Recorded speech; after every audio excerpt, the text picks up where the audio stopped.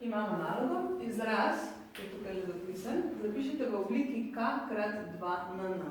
Torej, dajmo najprej pogledati, si izraz prepisati, pa bomo še pogledali, kaj rabimo narediti. Se pravi 5 krat 8 na 3 plus 6 krat 16 na 2 plus 3 krat 4 na 5. Torej, zapisati ga moramo v tej obliki, se pravi neko število krat potenca števila 2. Prvi korak je, da sploh v tem izrazu prepoznamo, kje bi se lahko skrivale potence števila 2. In sicer opazimo jih tukaj, 8, 16 in 4. Vsaka od teh je že svoja potenca števila 2. In sicer 8 je v resnici 2 na 3. 16 je v resnici 2 na 4. In 4 je 2 na 2. In sedaj bomo to, kar smo tukaj ugotovili, uporabili.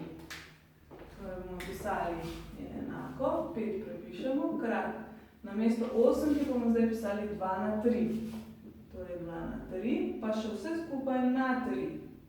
Plus 6, krat 2 na 4, namesto 16, ampak to moramo dati še na 2. Plus 3 krat 2 na 2 in še to vse skupaj na 5. In sedaj bomo vsako to posamezno potenco izračunali. Torej, da bomo se znebili oklepajev. Kot smo že povedali v enem od tistih filmskih prej, kadar imamo tako eksponent na eksponent, eksponenta množimo. Torej, dobimo 5 krat 2 na 9 plus 6 krat 2 na 8 plus 3 krat 2 na 10. In sedaj imamo v vseh treh členih potenco števila 2 in jo lahko izpostavimo. Izpostavimo najnižjo in to je ta 2 na 8. Torej 2 na 8 izpostavimo, iz prvega člena nam ostane 5 krat 2 na 1, te enke ponavadi ne pišemo. Plus 6 nam ostane, krat 1, če želite, lahko napišete, plus 3 krat 2 na 2. Enako. To, kar je znotraj oklepaja, bomo zdaj lahko zračunali, se pravi je 2 na 8, oklepaj 5 krat 2 je 10, 6 krat 1 je 6, to pa je 2 na 2 je 4, krat 3 je 12. Pišemo 2 na 8, zdaj pa to še tu skupaj zračunamo, se pravi 10 plus 6 je 16, plus 12 je 28.